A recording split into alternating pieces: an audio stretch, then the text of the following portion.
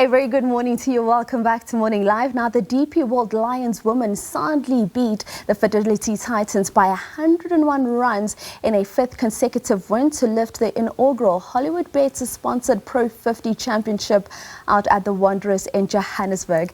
The Lions built their win on 7 victories in their 10 fixtures in the inaugural season of the professional domestic tournament, and the team was lifted by the return of Women's Premier League stars Chloe, Tryon as well as Shabnim, Ismail, and we're now joined by coach as well as one of the players, Ndozak. A very good morning. Thank you so much for joining us. Good morning. Thank you for having us. Coach, I want to start with you because we look at your performances in the Pro50 and we compare it to how we've generally seen the Lions come up in a 50-over competition, and something changed this time around for you. Yeah, definitely. I think first of all, huge achievement from our sponsors to get on board, to make sure that obviously there's money available. John, our CEO. But definitely I think from the player side, it was a mindset change. Different approach to the game of the 50 overs and making sure that we really bet long and deep and just making sure that we execute our plans.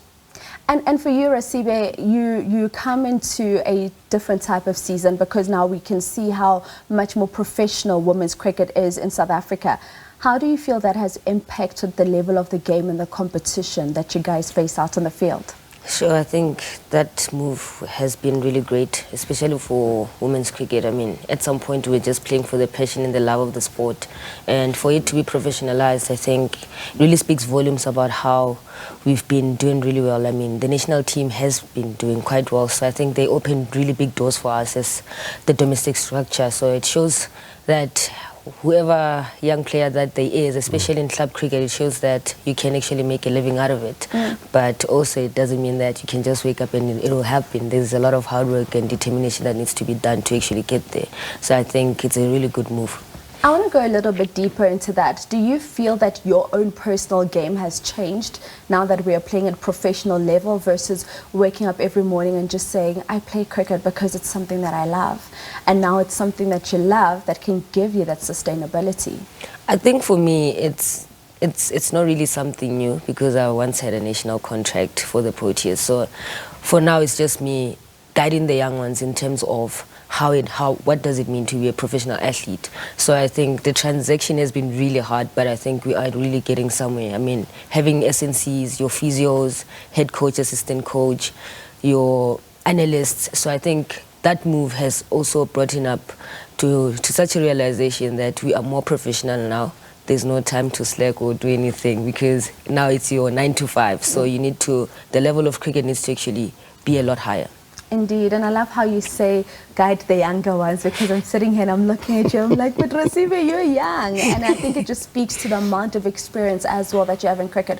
Coach, speak to me about the return of a Chloe and Shabnim back to the team. How did that aid you in this competition this time around? Yeah, obviously when they came back with the IPL T20 trophy from India, because Mumbai won that side. And they just bring a lot of calmness, first of all, into the change room. And it's not only the Shabnim and the Chloe, but there's Ayabonga Kaka, Tumi Sekakune, the likes of a lot of players, even in our own stalwarts like Rasibe, that's been around the block very long. They just have that experience and the knowledge with how the game goes about, and they just calm and collective and making sure that the experience are shared amongst the players. So they do come with a lot of experience, but it's how they transfer that knowledge back to our youngsters. And when we speak about the youngsters, do you think, Rasibe, when they saw the likes of Chloe and Shabnim coming into the team, it was one of those, oh my goodness, because we know what they've been able to do? I mean, they also play with you. We know what you've been able to do. It's actually the total opposite. They were very excited, but also I think Refilo Munchu on Sunday was so nervous about bowling to Laura Wolford. And I had to keep her nerves down. I was at mid-on and I was just bowl. We don't play names, we just play cricket. And she actually took it out. The excitement in her face and the joy, it shows that they look up to such superstars, and for them to be in the same field as them, it can bring nerves, but also you can just execute the skill. So it was a lot of excitement, a lot of tears, and so much joy. And you touched a little bit earlier about, for you, this was something that was ordinary because you've had that Proteas contract. How do you then keep consistent in your performance and always knowing that when you step into the field of play, you have to deliver? Because we've seen you do this time and time again, season and season. How do you keep yourself just in the game? I'm a firm believer of not being complacent. Never, ever, ever relax, because with this sport, it will humble you. So I think I always keep my head up and I stay as humble as I can. And I think also the hard work that I usually do behind the scenes, it's actually more than what anyone can expect, because coach usually shouts at me in the instancy that my workloads are too high, I'm on the red flag, and I'll be like, just chill, I know what I'm doing. So I think the hard work and perseverance is something I'm very big on that. And actually working behind the scenes, when nobody sees your hard work, then you just execute and just keep on going. I think that's how I build up my consistency.